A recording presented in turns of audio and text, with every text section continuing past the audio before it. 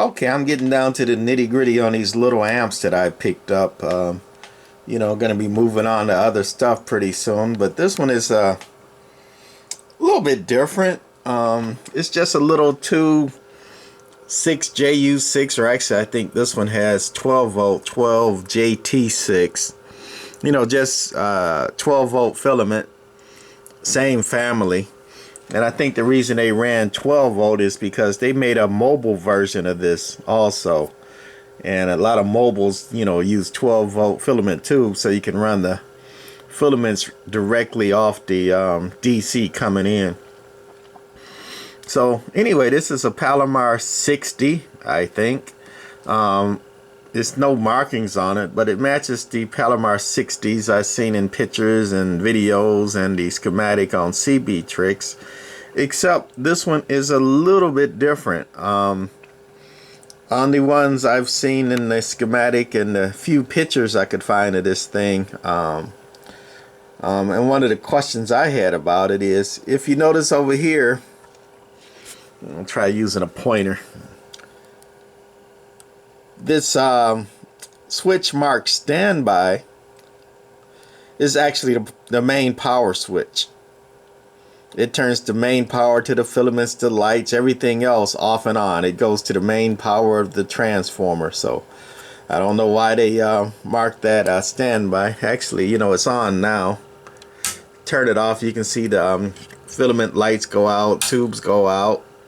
And turn it back on, it turns the power on to everything. So I thought that was weird, and that's factory markings too, you know, on it.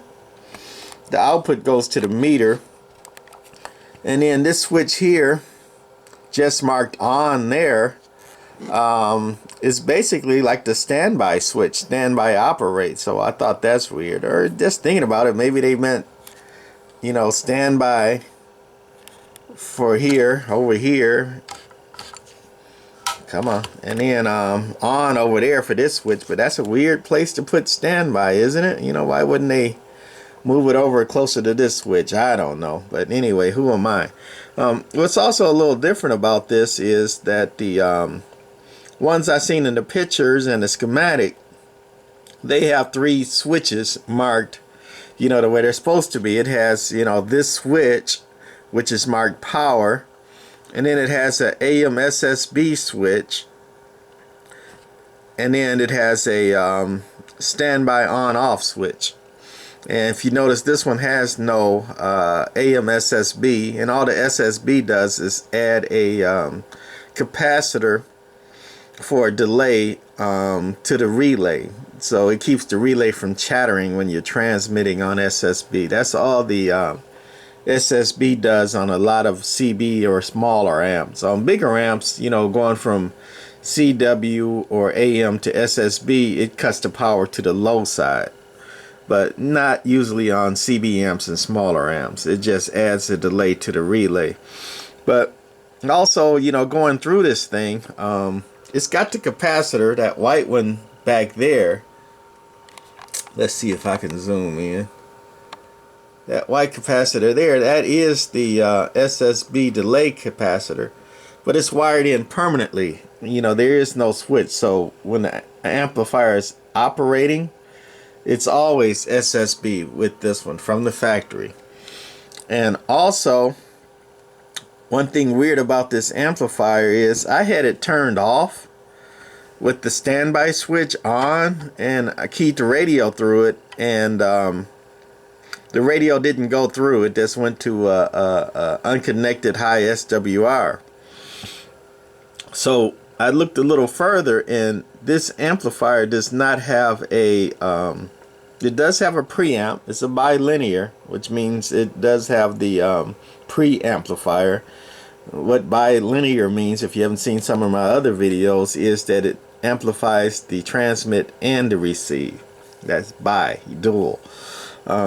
So it does have the preamplifier, but there's no preamp on or off switch on it either. So how it works is, with this amplifier in standby, with this switch over here off, both the preamplifier and the amplifier are in standby. They're both off. And then when you turn it on, and with the power switch on, got to be on for it to work, both the preamplifier and the amplifier are on, so it turns them on together. And what I think this is, my conclusion is, this is a later version of the Palomar 60, and they just went cheap. To do it separately, the preamp, you would need a relay to turn the preamplifier on and off. So since this amplifier only has one relay in it, what they did, they just used one switch to turn the preamplifier on and off. It's a double pole switch, so you turn the amplifier side on and off, and you're turning the preamp on and off, and there is no special relay for the preamp. The wiring for the preamp goes through that switch, so it turns it on and off. The only problem I got with that, and you know, I think they use it, you know, for economy, for pricing, to keep the price down, is that, you know, relays are more expensive than, you know, a switch. So that's why I think they did that. They went from the separate switches to you know, combining them with that, just saving money on prices. So anyway, the problem I have with that is, if you have this amplifier turned off and you got the standby operate switch on, since it's sending the power to the relay circuit, and you got it turned off, so it's not gonna actually key the relay. When you transmit, it's sending the power into the preamp, which is not a good thing. So you're not gonna have any power out, or you're gonna eventually blow the radio. You do that a few many times. So that's what I don't like about it. If you had a relay, then it would send the power out like it's supposed to, because it goes through the relay. But since it only goes through the switch, you got that on, main power off, and you key down, you're gonna have a problem. I'm not gonna do it because I don't want to blow my little radio. So anyway, I guess that's enough talking. We got it on, hopefully. Yep, it's warming up. This the insides, the two 12-volt small 9-pin tubes that match the 6LQ6 smaller version, 6JU6, 6JT6, but these are 12JT6. I think there's another one, 6JB6, if I remember right. Tram doctor's getting old, my memory ain't what it used to be. You know, basic stuff. You know, small transformer there. The high voltage stuff are actually behind this board here. Let me see if I can carefully turn it to the side. You can barely see in there. I took that apart and put new caps in. Those are the old caps out of it. Right there, the high voltage and the low voltage caps. And it cleaned up well. Looks pretty nice when I put the cover on it, but people like to see the insides. Oh, one other thing while I'm, you know, letting it warm up good is that coil right there. That's for the preamp. It's a tunable preamp. That's not for the input tuning. This amplifier does not have input tuning or input matching. That coil is for the preamp. It tunes the preamp in. Other than that, just a basic amplifier. The one relay back there, the two tubes. You know, nothing special about it.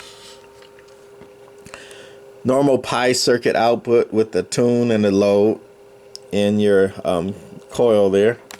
And this one's marked tune and load.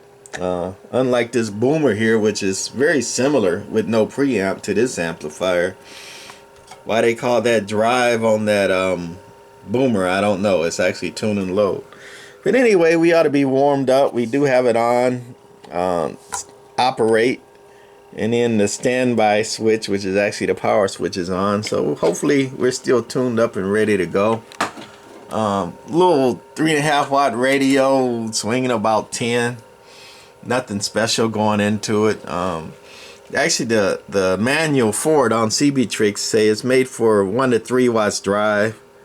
And that's what radios put out back in the old days, is 3 watts.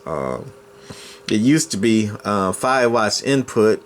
And you know, about half your power on the input only goes out. So, you know, they would do 2-3 watts output back in the day, but the FCC changed that to 4 watts output. But originally 3 watts output is what most radios did, and that's what this is really rated for. So anyway, I'm going to key her down. We're on the 200 watt scale going to a dummy load on average, calibrated to a bird. So it's dead keying 40.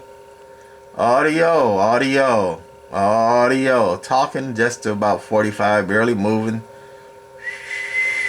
Listen to about 55. Hello, hello. And right quick, I am going to put it on standby, which I can do as long as the power switch is on. Audio, and that's the radio on the 200 watt scale going into it. So not a whole lot of power going into it. And we're going to turn the amplifier back on and put it on peak. Audio, audio, audio. Hello, hello. Audio.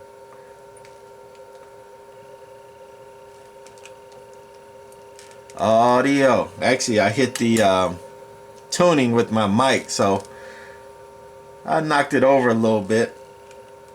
If I had tuned it up, it's hard to do with camera in one hand, mic in the other, and I'm trying to tune it as I talk. But it'd hit 100, a little bit over 100 if I had tuned it up. See, I hit the load with my mic, moving it around.